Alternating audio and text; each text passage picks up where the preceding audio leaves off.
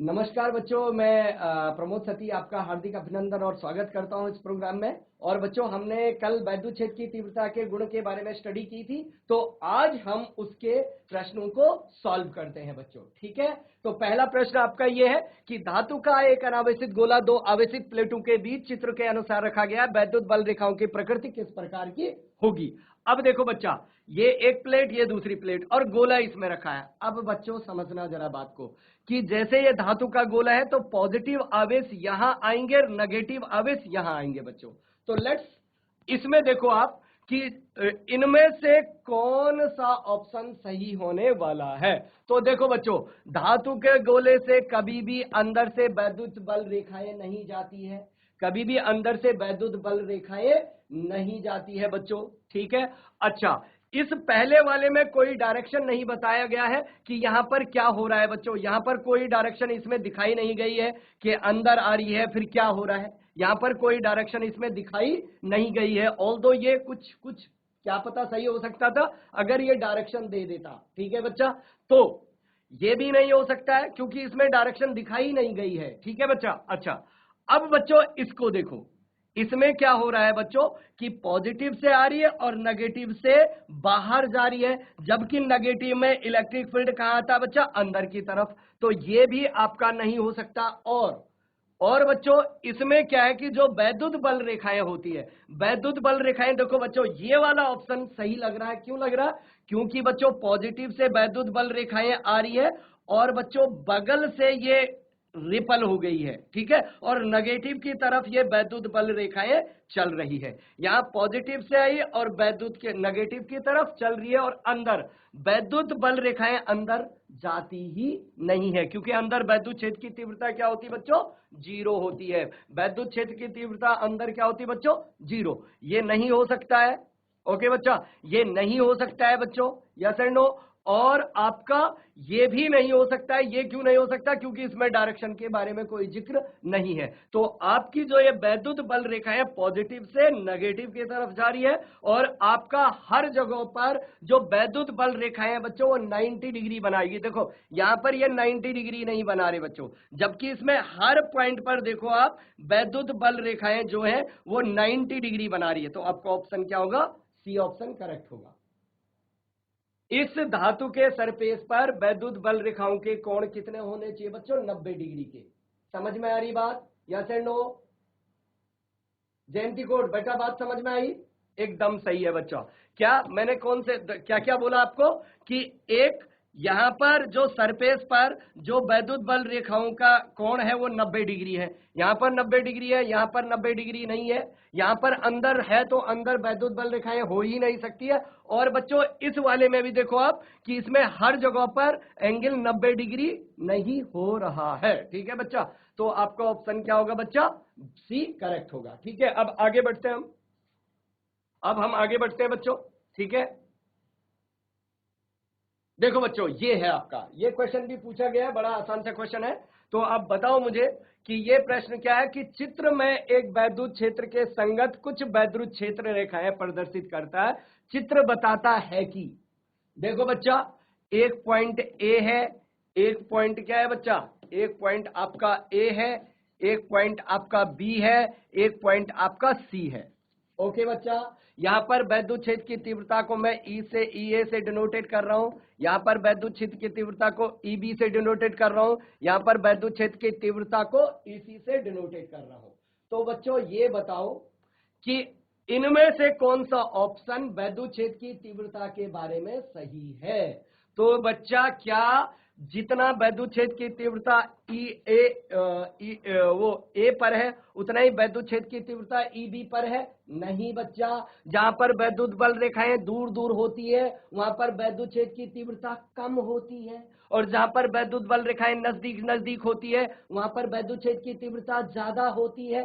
तो ई ए पर वैद्युत क्षेत्र की तीव्रता ज्यादा है और बी पर वैद्युत क्षेत्र की तीव्रता कम है। क्या आपको इतनी बात समझ में आएगी? Yes and no? Raise your hand ऊपर। वेरी गुड बच्चा, ऊपर की दो गर्ल्स बेटा। ओके ठीक। अच्छा, ये आपका बिंदु ए, बिंदु बी, बी पर वैद्युत क्षेत्र की तीव्रता कम है, ए पर वैद्युत क्षेत्र की तीव्रता ज्यादा है। और बच्चों जैसी लाइन यहां पर है, सी पर भी वैसी ही लाइन है। तो इसका मतलब कि जितना वैद्युत क्षेत्र की तीव्रता ए पर है, उतना ही वैद्युत क्षेत्र की तीव्रता किस पर है, सी पर भी है। तो बच्चों ई ए बराबर क्या होगा, ई सी, और ये दोनों ई बी से बड़े होने वाले हैं। तो कौन सा ऑप्शन आ रहा है बच्चा इसका, कि आपका E A is greater than E B.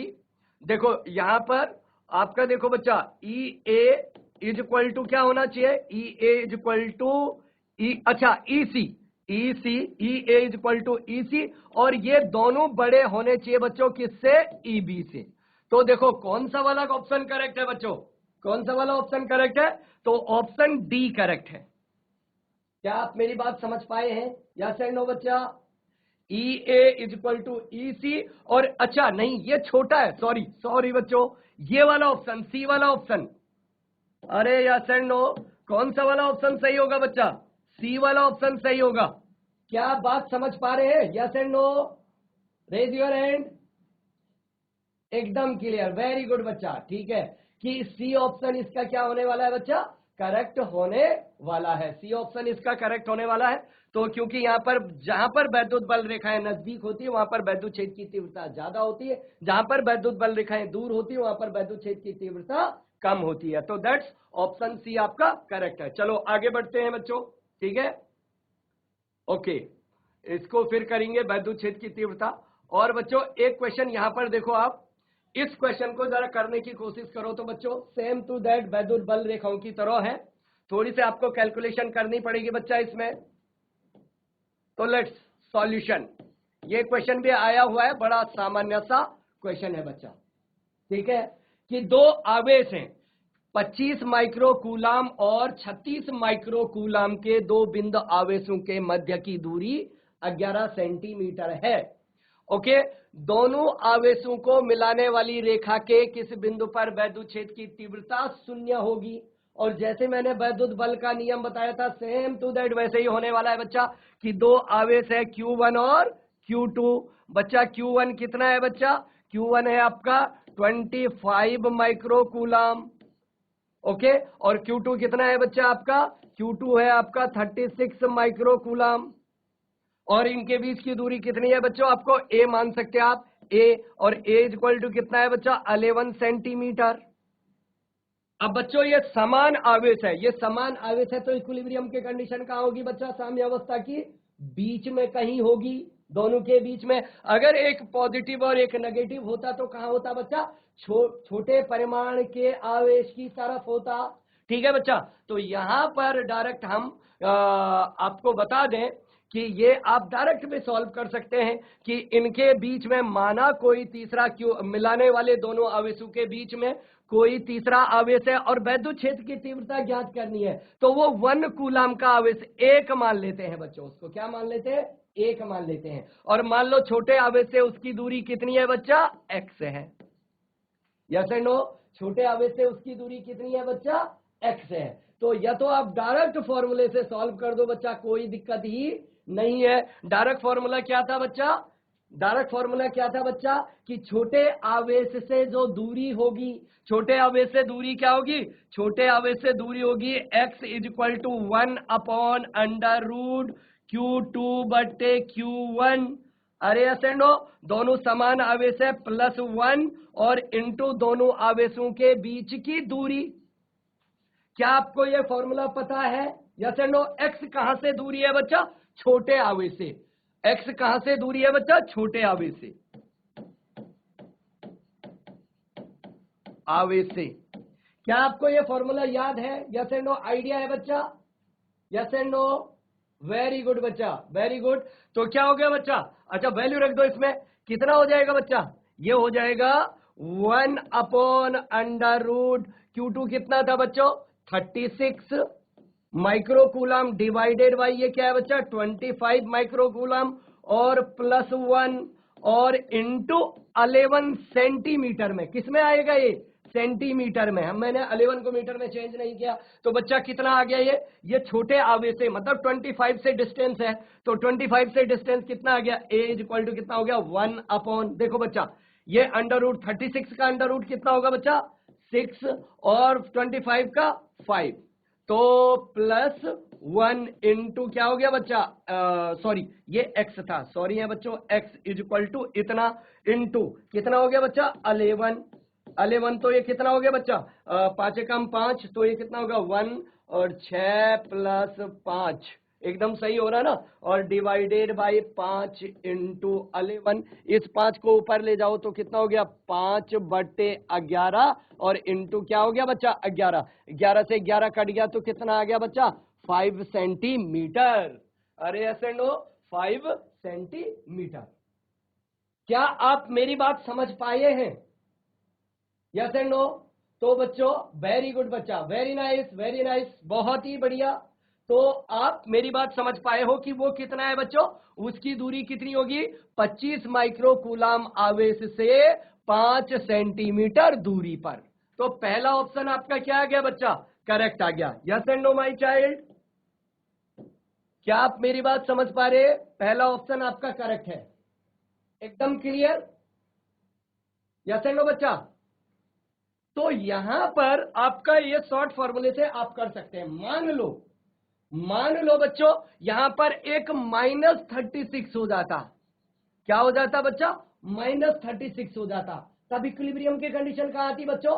तब इक्विलिब्रियम की कंडीशन आती छोटे आवेश से बाहर, और फॉर्मूला यही लगता, केवल यहां पर प्लस के बजाय क्या हो जाता बच्चा?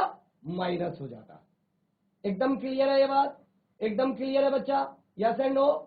Very good. तो छोटे आवेश से यहां पर माइनस आ जाता। क्या अगर दोनों अपोजिट चार्जेज है तो इक्विलिब्रियम की कंडीशन हमेशा छोटे परिमाण की तरफ होने वाला है। अच्छा, इसको जैसे हम करें स्कूल में, जब आप करेंगे इसको, तो स्कूल में क्या करेंगे बच्चों? आप इसको स्कूल में करेंगे E1 = E2, और उससे जब आप सॉल्व करेंगे तो आपको पहला ही आंसर मिल जाएगा, उसमें कोई समस्या नहीं है। ठीक है बच्चा?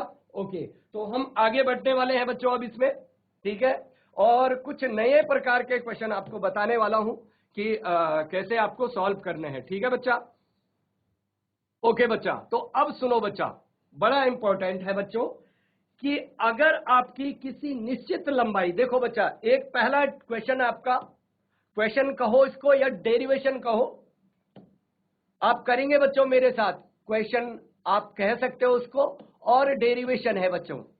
तो किसी निश्चित लंबाई, एक आपका तार है बच्चों, 1 डायमेंशनल तार है ये 1 डायमेंशनल तार है, और इस तार में बच्चों पॉजिटिव चार्ज रखे गए हैं, कि इस तार में बच्चों पॉजिटिव चार्ज रखे गए हैं। ओके बच्चा, इसके सरफेस पर क्या है बच्चा? पॉजिटिव, धनात्मक आवेश है। इनके कारण बच्चों मुझे किसी बिंदु पर वैद्युत क्षेत्र की तीव्रता ज्ञात करनी है, ठीक है, जिसका आवेश घनत्व, रेखीय आवेश घनत्व लैम्डा है बच्चों, कि किसी निश्चित लंबाई के तार के कारण, लिखो बच्चा, किसी निश्चित लंबाई, लिखो मेरे साथ बच्चों, किसी निश्चित लंबाई, किसी निश्चित लंबाई के तार पर धनात्मक या ऋणात्मक कुछ भी हो सकता है बच्चा, तार पर आवेश के कारण, तार पर इस तरीके से लिखो इसको, तार पर, ठीक है, आवेश के कारण, तार पर आवेश के कारण, आवेश के कारण किसी बिंदु पर वैद्युत क्षेत्र की तीव्रता, किसी बिंदु पर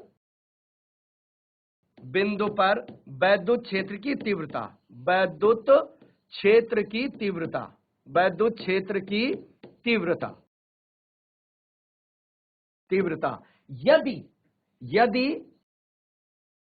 यदि तार पर रेखीय आवेश घनत्व, लीनियर चार्ज डेंसिटी, यदि तार पर रेखीय आवेश घनत्व, यदि तार पर रेखीय आवेश घनत्व लैम्डा हो, तो बच्चा बड़ा इंपॉर्टेंट है, बहुत ही इंपॉर्टेंट है। निश्चित ही यहां से नीट में, जेई में क्वेश्चन आने के भरपूर संभावनाएं होती है।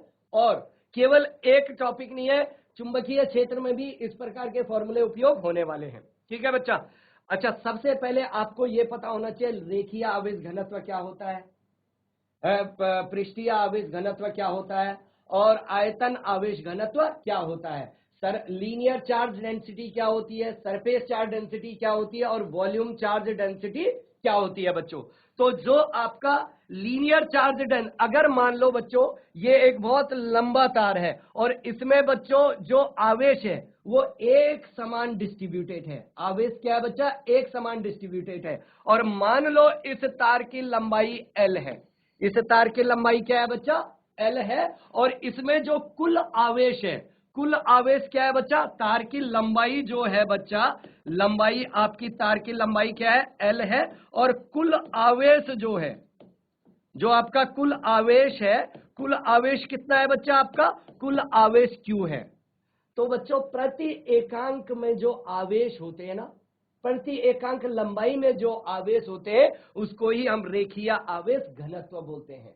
तो लैम्डा प्रति एकांक लंबाई में जो आवेश है, लैम्डा इक्वल टू रेखीय आवेश घनत्व इक्वल टू कुल आवेश बट्टे और बच्चों तार की लंबाई, कुल आवेश बट्टे तार की लंबाई, तो Q अपॉन N। तो लीनियर चार्ज डेंसिटी क्या हो गया बच्चा, Q अपॉन L। अगर कहीं पर सरफेस है, माना ये सरफेस है और इसमें यूनिफॉर्मली चार्ज डिस्ट्रीब्यूटेड है, और बच्चों इसकी जो सरफेस चार्ज डेंसिटी है, पृष्ठीय आवेश घनत्व सिग्मा से डिनोटेड करते हैं, और मान लो इसका एरिया क्या है बच्चा, A है, तो बच्चा सिग्मा इज इक्वल टू, और Q टोटल चार्ज इसमें Q है, तो Q अपॉन A हो जाता है, सिग्मा इज इक्वल टू क्या हो जाता, Q अपॉन A। और अगर कोई क्यूब में पूरे, जैसे क्यूब है या खरबूजा है, उन सब में आवेश है अंदर से लेकर बाहर तक, ओके बच्चा, तो उसमें जो आवेश घनत्व होता है रो होता है, rho is equal to Q upon volume, जैसे ना बच्चा। तो बच्चा ये लीनियर चार्ज डेंसिटी, ये सरफेस चार्ज डेंसिटी, और ये वॉल्यूम चार्ज डेंसिटी। अभी हम केवल वन डायमेंशनल की बात कर रहे हैं, तो हमारे पास सिर्फ और सिर्फ क्या आएगा बच्चा, लीनियर चार्ज डेंसिटी। अब इस रॉड के कारण मुझे किसी बिंदु पर वैद्युत क्षेत्र की तीव्रता क्या करनी है बच्चों, ज्ञात करनी है। तो इतना आपने लिख लिया, इसके बाद हम इसको बता रहे हैं कि इस पे क्या फॉर्मूला होगा और कैसे हमें सॉल्व करना है। ठीक है बच्चा, तो मैं इसको मिटा रहा हूं और सीधा आगे सॉल्व कर रहा हूं। ठीक है बच्चा, यस एंड नो। तो लेट्स, मैं इसको मिटा रहा हूं और यहां पर सॉल्व कर रहा हूं।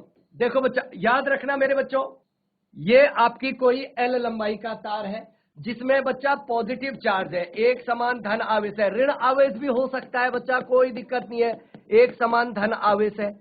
इसके किसी बिंदु पर मुझे वैद्युत क्षेत्र की तीव्रता ज्ञात करनी है। जैसे मान लो मुझे यहां पर ज्ञात करना है बच्चा, सुनते रहना बात को ध्यान से, इस बिंदु पर मुझे वैद्युत क्षेत्र की तीव्रता क्या करना है बच्चा, ज्ञात करना है। एकदम क्लियर। अच्छा बच्चा, अब सुनो, मैंने इसकी लंबाई L है बच्चों, मान लो इसकी लंबाई क्या है, L है, तार की लंबाई L है, और इसमें आवेश घनत्व जो आपका लीनियर चार्ज डेंसिटी है वो लैम्डा है। तो बच्चों सबसे पहले इसको क्या करो, दो बराबर भागों में विभाजित कर लो, ठीक है, या फिर नहीं भी करना चाह रहे तो कोई दिक्कत नहीं है। तो क्या करना है बच्चों, यहां से इस पर परपेंडिकुलर खींचो, ओके बच्चों, और मान लो ये जो ये बिंदु P था, इसकी यहां से दूरी कितनी है बच्चा, R है, यहां से दूरी कितनी है इसकी, R है। अब क्या करते हैं बच्चों, सुनना जरा बात को, इस पॉइंट को यहां से मिलाओ, ये कितना हो गया बच्चा, अल्फा, इसको क्या बोल दो, अल्फा, और इस पॉइंट को यहां से मिलाओ बच्चा, ये कितना हो गया, बीटा। क्या आप तुम मेरी बात समझ पा रहे हो कि ये अल्फा हो गया और ये बीटा हो गया। अब सुनना बच्चों जरा बात को ध्यान से, अगर मैं इस रेखा को, अगर मैं इस लंबाई को दो बराबर भागों में विभाजित करता, अच्छा ये कलर दिख नहीं रहा है, दूसरा कलर लेता हूं, ये समविभाजित कर रहा है इसको, जितना L इधर है उतना ही L इधर है। तो बच्चों जब भी यहां पर वैद्युत क्षेत्र की तीव्रता होगी, तो देखो इससे इधर, मतलब यहां पर जो वैद्युत क्षेत्र की तीव्रता होगी उसमें देखो इस पौधे इधर को नेट आएगा, ई नेट किधर को आएगा बच्चों, देखो यहां पर अगर मैं लंबाई खींच रहा हूं ना, तो इधर कम पार्ट है, इधर ज्यादा पार्ट है, ये ज्यादा पॉजिटिव के कारण यहां पर वैद्युत क्षेत्र की तीव्रता इधर को ज्यादा लगेगी, इसके कारण इधर को कम लगेगी। तो जीतेगा कौन बच्चा? ये वाला पार्ट। ये वाले पार्ट के कारण इधर को नेट इलेक्ट्रिक फील्ड लग रहा है। समझो जरा बात को, यहां पर से इस पॉइंट से जब मैंने समद्विभाजित खींचा तो इधर पॉजिटिव चार्ज ज्यादा है और इधर कम है। ये सब इसको इधर को धकेलेंगे और ये सब इसको इधर को धकेलेंगे। जीतेगा कौन? जो ज्यादा, जिसकी वैल्यू ज्यादा है। तो नेट इलेक्ट्रिक फील्ड इधर को हुआ, ये तिरछा हुआ। इसको ना मैं दो कंपोनेंट में डिसॉल्व कर रहा हूं। दो कंपोनेंट में डिसॉल्व करने के बाद क्या होगा? एक इधर को आएगा, ये क्या आएगा? EX, और ऊपर की तरफ क्या आएगा बच्चा? EY। अब समझते रहना, धीरे धीरे पता चलेगा एकदम। तो बच्चों यहां पर जो EX आपका आने वाला है, यहां पर जो EX आपका आने वाला है, वो आने वाला है बच्चों, मेरे साथ लिखोगे, आपको याद होना चाहिए क्योंकि ये बिल्कुल छोटी बात नहीं है बच्चा। वो EX आपका आने वाला है EX is equal to K lambda by capital R, और बच्चों ब्रैकेट के अंदर जो ब्रैकेट के अंदर है cos alpha minus cos beta का mod, K lambda by R, और क्या बच्चा? Cos alpha minus cos beta. लिखो बच्चों, इसको लिखना पड़ेगा आपको, ठीक है बच्चा। और जो EY यहां पर होगा बच्चों, EY आपका होगा EY is equal to K lambda upon R, और बच्चों वो सिंपल ब्रैकेट के अंदर हो जाएगा sign alpha plus sine beta, sign alpha plus sine beta. कि यहां पर जो वैद्युत क्षेत्र की तीव्रता है, वो वैद्युत क्षेत्र की तीव्रता EX कितना हो गया बच्चा? एक्स डायरेक्शन में कितना लग रहा है? K lambda divided by R, और cos alpha minus cos beta का मॉड। अगर अंदर नेगेटिव आ रहा है तो उसको भी क्या लेना है? पॉजिटिव। तथा जो EY जो आ रहा आपका, कि यहां पर EY जो लग रहा है वो कितना है? K lambda upon R sine alpha plus sine beta. Yes no बच्चा? अनंत जो आपकी L लंबाई का जो आपका तार है, किसी बिंदु P पर वैद्युत क्षेत्र की तीव्रता जो है आपका इतना आ रहा है। अब इसी को सॉल्व करते जाना है। मान लो अब मैं सेंटर में निकाल रहा हूं ये बच्चा। अब इसकी पहली कंडीशन, इसका केस फर्स्ट, केस फर्स्ट। अब सुनते रहो बच्चा, केस फर्स्ट में क्या होने वाला है? पहले तुम ये आपको याद रखना है बच्चा, डेरिवेशन नहीं करना है। इसका डेरिवेशन करेंगे आप किसका? चुंबकीय क्षेत्र में, कि जब किसी वायर में आई करंट फ्लो होता है उसके कारण किसी बिंदु पर चुंबकीय क्षेत्र की तीव्रता ज्ञात करो। अगर आप वैद्युत क्षेत्र के नियम को अच्छे से पढ़ते हैं तो आधा चुंबकीय क्षेत्र आप वैसे ही सॉल्व कर लेते हैं, क्योंकि बच्चों चुंबकीय क्षेत्र को भी चार्ज जनरेट कर रहा है और वैद्युत क्षेत्र को भी चार्ज जनरेट कर रहा है। जब चार्ज रेस्ट पोजीशन में तो वैद्युत क्षेत्र, जब चार्ज किसी निश्चित सर्कमस्टेंसेस में यूनिफॉर्म वेलोसिटी से चल रहा है तो चुंबकीय क्षेत्र भी उत्पन्न करता है। तो कहीं ना कहीं इनमें कुछ सिमिलरिटी होगी बच्चा, ठीक है? या चलो बच्चा, यहां पर ये पॉइंट है। अब होगा क्या, सुनना जरा बात को। कौन सा कंपोनेंट खत्म होने वाला है? कौन सा कंपोनेंट खत्म होने वाला? देखो वाई डायरेक्शन में इस पॉजिटिव के कारण भी ऊपर, इन पॉजिटिव के कारण भी ऊपर। एक्स डायरेक्शन में भाई इनके कारण किधर को लगेगा? इधर को EX लगेगा, और इन पॉजिटिव के कारण इधर को लगेगा। और दोनों क्या है बच्चों? इक्वल हैं। दोनों क्या है? इक्वल एंड अपोजिट है। एक्स डायरेक्शन में दोनों इक्वल एंड अपोजिट है। तो जब आपका बिंदु P क्या करता हो, कि जब बिंदु P रेखा को समद्विभाजित करता हो, रेखा को समद्विभाजित दो बराबर भागों में बांटता हो, दो बराबर भागों में बांटता हो, भागों में बांटता हो, तो कितना हो जाएगा बच्चा? EX हो जाएगा आपका 0। EX 0 क्यों होगा सर? क्योंकि जितना एक्स डायरेक्शन में इधर लगेगा उतना ही एक्स डायरेक्शन में इधर भी लगेगा। इक्वल एंड अपोजिट होगा तो EX हो जाएगा 0। और बच्चों जो EY की वैल्यू है, उस EY की वैल्यू को भी आप आराम से फाइंड आउट कर सकते हैं। और EY की वैल्यू आपकी सिंपल इतना ही रहेगा, जब आपको एंगल दे देगा तो आप आराम से उसको सॉल्व कर सकते हैं कि K लैम्डा क्या हो गया बच्चा? सॉरी, K लैम्डा और क्या हो गया बच्चा? साइन अल्फा और प्लस साइन बीटा। जरा सिंबल का याद जरूर रखना, sign alpha plus sine beta. अच्छा बच्चों, अगर मान लो ये समझ में आ गया आपकी, ये 0 होगा ये, और ज्यादातर यही आपको एग्जाम में मिलता है बच्चा, ठीक है? अच्छा, उसके बाद मैं इनको मिटा रहा हूं फिर। और फिर केस नंबर, अगर मान लो यहां पर आपका होता, यहां पर ये वायर है, इसके कारण यहां पर वैद्युत क्षेत्र की तीव्रता होगी, तो यहां पर एक लाइन खींचो बच्चा, लाइन खींचो तो इधर पॉजिटिव चार्ज ज्यादा है तो ई एक्स इधर आता और ई वाई नीचे आता। अगर इधर इस समद्विभाजित से इधर होता तो बच्चा यहां से एक लाइन खींचो तो इधर पॉजिटिव ज्यादा है तो इनके कारण ई एक्स इधर आता और ई वाई कहां था, नीचे आता। डायरेक्शन तो मैंने बता दिया आपको सब। वैल्यू आपको ये फॉर्मूले दो याद रखने, इन्हीं के कारण आप पर कहीं पर भी वैल्यू निकाल सकते हैं। ओके बच्चा, अब सुनो बच्चा, केस नंबर फर्स्ट हो गया, अब केस नंबर सेकंड। क्या बच्चा, case number second. Case number second बच्चा, केस सेकंड कि यदि आपका चालक तार अनंत लंबाई का है, चालक तार कितने का है बच्चा, अनंत लंबाई का। यदि चालक तार अनंत लंबाई का है, अनंत लंबाई का है तथा P बिंदु मध्य में है, P बिंदु चालक तार के मध्य में है, चालक तार के मध्य में है, मध्य में स्थित है। ओके बच्चा, P बिंदु चालक तार के मध्य में स्थित है। तो वैद्युत क्षेत्र की तीव्रता कितनी होने वाली है, देखो ये, अब देखो इसको ना तुम गॉस लॉ से सॉल्व करोगे बच्चों। कहां से सॉल्व करोगे, गॉस लॉ का जो पहला एप्लीकेशन है वहां से आप इसको सॉल्व करने वाला है। यस एंड नो बच्चा। तो लेट्स, यहां पर ये पॉजिटिव और उसमें आप सिलेंडर को भी करते हैं बच्चों, ठीक है। ओके, ये पॉजिटिव चार्ज, लेकिन इस बार आपका चालक तार क्या है बच्चा, अनंत लंबाई का है, ये खत्म ही नहीं हो रहा है।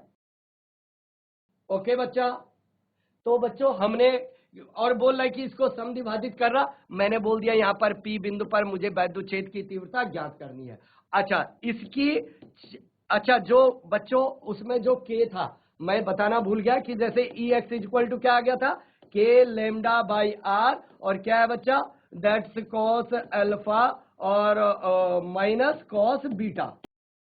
यस है ना बच्चा, cos alpha minus cos beta. तो बच्चों ये K क्या है, 1/4 पाई एप्सिलॉन नॉट। लेमडा क्या है, रेखीय आवेश घनत्व, लेमडा इक्वल टू क्या हो गया, क्यू अपॉन और जो भी उसकी लंबाई थी, यहाँ तो इनफाइनाइट लेंथ है तो यहाँ लेमडा में आपको वैल्यू देगा, यहाँ लेमडा में आपको वैल्यू देगा बच्चा। और आर क्या है बच्चा, आर है कि रेखीय चालक तार से लंबवत दूरी, तो बच्चा ये आर है।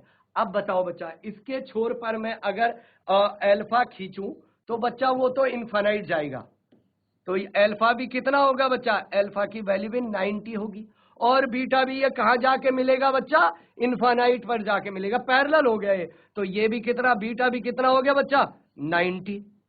अब निकालो तुम बच्चा, ई एक्स कितना मिलेगा, वो तो 0 मिलेगा क्योंकि समद्विभाजित कर रहा है, तो ई एक्स कितना मिलेगा, के लैम्डा बाई आर, और बच्चों cos alpha, mode of cos alpha, cos alpha भी कितना, कॉस 90, और माइनस कॉस बीटा भी कितना, कॉस 90। भाई कॉस 90 0 है, तो 0 ई एक्स तो सीधा सीधा कितना आ गया बच्चा, 0। अब बताओ बच्चों ई वाई कितना आएगा, ई वाई कितना आएगा बच्चा, ई वाई कितना आएगा बच्चा, ई वाई आपका आएगा बच्चों K lambda R into sine alpha और प्लस साइन बीटा। तो बच्चों बिंदु P पर ई वाई कितना आ गया, बिंदु P पर ई वाई आ गया के लैम्डा आर साइन 90 और प्लस साइन 90। तो कितना हो गया बच्चा, ये हो गया साइन 90 भी 1, साइन 90 भी 1, के लैम्डा बाई आर 1 प्लस 1, तो कितना हो गया 2 के लैम्डा बाई आर। आपने ये वाला फॉर्मूला पढ़ा रहता है बच्चा, समझ में आ रही बात, कुछ बात समझ में आ रही है कि अनंत लंबाई का चालक तार है, उसके, वेरी गुड बच्चा, उसके मध्य बिंदु पर वैद्युत क्षेत्र की तीव्रता कितनी होगी, इतना हो। ऑल दो ये ई वाई है बच्चों, तो ई वाई है मतलब कि सर यहां पर ई वाई तो ऊपर की तरफ, ई एक्स है ही नहीं, जबकि बच्चा जो ई नेट होता है, जो क्या होता है बच्चा, ई नेट होता है, E net is equal to, अगर देखो बच्चा दो कम, एक ई एक्स है मान लो और एक ई वाई है, और दोनों क्योंकि वेक्टर क्वांटिटी है तो ई नेट कैसे होता है बच्चा, अंडर रूट ई एक्स का स्क्वायर प्लस ई वाई का square plus 2 E Y cos theta 90 है तो ये हो गया। जब आप इसको करेंगे तो इतना ही आएगा क्योंकि ई एक्स भाई तो क्या है, सीधा सीधा 0 है बच्चा। तो ई नेट कितना हो जाएगा इसका, ई नेट हो जाएगा इसका ई वाई, जितना ई वाई है बीच में है। अगर बीच में नहीं है तो ई नेट में ई एक्स भी आएगा और ई वाई भी आएगा। क्या आप मेरी बात समझ पा रहे हैं? यस एंड नो बच्चा, यस एंड नो, बहुत बढ़िया, वेरी गुड बच्चा, वेरी नाइस। तो लिखो इसको जरा फटाफट, फिर आगे करते हैं। एकदम क्लियर बच्चा, ठीक है। क्या आपको ये बात समझ में आई? Yes and no, yes and no. आगे बढ़ूं, आगे बढ़ जाता हूं बच्चों। केस थर्ड, ये तो केस सेकंड होगा, केस थर्ड, केस थर्ड बच्चा मैं मिटा दूं इसको, यस एंड नो। और ई वाई कितना था इसमें, 2k लैम्डा बाई आर। के क्या है बच्चा, 1/4πε0। लैम्डा क्या है, रेखीय आवेश घनत्व। आर क्या है, जिस बिंदु पर वैद्युत क्षेत्र की तीव्रता ज्ञात कर रहे उस चालक तार से उसकी लंबवत दूरी। ठीक है बच्चा, ओके। आगे बढ़ रहा हूं बच्चा मैं, तो मैं इनको मिटा रहा हूं। केस थर्ड, केस थर्ड, ठीक है बच्चा। देखो केस थर्ड आपका जो चालक तार है, जो आपका चालक तार है वो इनफाइनाइट लेंथ का है। कितने लेंथ का है बच्चा, इनफाइनाइट लेंथ का है, अनंत लंबाई का है चालक तार। और इस बार जो बिंदु है ना बच्चा वो एक इंड पर है। इस बार जो बिंदु है वो कहाँ है बच्चा, एक इंड पर है, अनंत पर एक इंड पर है। समझ में आ रही बात? तो एक इंड पर होगा तो उसके लिए अल्फा कितना हो जाएगा बच्चा, अल्फा तो 90 हो जाएगा। लेकिन बीटा कितना होगा बच्चा, ये इसी इंड पर है तो बीटा कितना हो जाएगा बच्चा, 0 डिग्री। अरे यस एंड नो, बीटा कितना हो जाएगा बच्चा, 0 डिग्री। समझ में आ रही बात? अरे अनंत लंबाई का चालक तार है, लेकिन जो बिंदु P जहां पर तुम्हें ज्ञात करना है वो एक एंड पर है, चालक तार के एक एंड पर है, चालक तार के एक अंतिम छोर पर है। तो बच्चों इसके लिए EX कितना हो जाएगा बच्चा, तो देखो EX कितना होगा इसके लिए, K लैम्डा अपॉन R और क्या, cos alpha minus cos beta. तो बच्चों वैल्यू रखो यहां पर, कितना हो गया, K lambda by R। Cos alpha कितना बच्चा, कॉस अल्फा मतलब कॉस 90 और कॉस बीटा मतलब कॉस 0। तो बच्चा कितना हो जाएगा, ये हो जाएगा EX। एक्स डायरेक्शन में जो वैद्युत क्षेत्र की तीव्रता है वो कितनी होगी बच्चा, वो होगी K लैम्डा अपॉन R और ये क्या, अरे कॉस 90 की वैल्यू 0 माइनस 1 और ये मॉड में है, माइनस नहीं लेना, माइनस का क्या हो जाएगा प्लस, तो K लैम्डा बाई R हो गया। Yes and no. अच्छा, और EY कितना हो गया बच्चा, EY कितना हो गया मेरे प्यारे बच्चों, EY हो गया K लैम्डा, EY हो गया आपका K लैम्डा R और कितना बच्चा, that is the sign alpha plus sine beta. तो ये भी सेम आने वाला होगा, K lambda upon R sine alpha मतलब 90 और प्लस साइन बीटा मतलब 0, साइन 0 का मान 0, साइन 90 का मान 1। तो ये भी आ गया बच्चा K lambda by R। Yes and no बच्चा, K लैम्डा बाई R एकदम क्लियर। EX भी आ गया और EY भी आपका आ गया बच्चों। अब इनका रिजल्टेंट आप निकालोगे तो under root EX square plus EY square. Yes and no बच्चा, और आप वहां से मतलब इनका रिजल्टेंट आप फाइंड आउट कर सकते हैं और EX और EY के बीच में कितने का एंगल आ रहा है उसके हिसाब से आप इसको सॉल्व कर लोगे। तो देखो पॉजिटिव के कारण मतलब इधर पॉजिटिव है तो EX इधर आएगा और EY इधर आएगा, इनके बीच में 90 डिग्री का एंगल है तो direct E net is equal to क्या हो जाएगा बच्चा, under root EX square plus EY square. अरे देखो इस पॉजिटिव के कारण EX एक्स डायरेक्शन में तो ये आ गया और Y डायरेक्शन में कहा आ गया बच्चा, ऊपर की तरफ। तो इन दोनों के बीच में देखो EX इधर हो गया और EY इधर हो गया तो बच्चा इन दोनों के बीच एंगल कितना है 90। तो ई नेट कितना हो जाएगा, ई नेट हो जाएगा under root E X square plus E Y square plus 2 E X E Y cos 90। अब भाई कॉस 90 तो 0 होता है ना, तो इसलिए under root E X square और प्लस ई वाई स्क्वायर दोनों की वैल्यू रख दो इसमें, के लैम्डा अपॉन आर का स्क्वायर प्लस के लैम्डा अपॉन आर का स्क्वायर। तो ई नेट उस बिंदु पी पर आपको मिल जाएगा। क्या आप मेरी बात समझ पा रहे हैं? Yes and no? हाथ उठाओ बच्चा। जी ऐसी तलवारी अकेला बच्चा बैठा है। अच्छा बच्चा, डेली आना पुत्र। वेरी गुड बच्चा। ऊपर ये ऊपर दोनों गर्ल्स, वेरी गुड बच्चा, ठीक है, ओके बच्चा। तो लेट्स समझ में आई ये बात। तो यहां से आगे हम इस पर क्वेश्चन कुछ कल सॉल्व करेंगे। तो ये पूछे गए हैं बच्चों, ठीक है। ये केवल वैद्युत क्षेत्र में काम नहीं आएगा, चुंबकीय क्षेत्र जब आप पढ़ेंगे तो वहां पर भी ये काम आने वाले कि कुछ ऐसा ही आप वहां पर भी करने वाले हैं बच्चों, ठीक है। अच्छा आगे आप देखो। अच्छा ठीक है बच्चा। तो बच्चों यहां से आगे हम कल करते हैं। तब तक आप पढ़ते रहो, खुश रहो, आनंदित रहो। All the very best.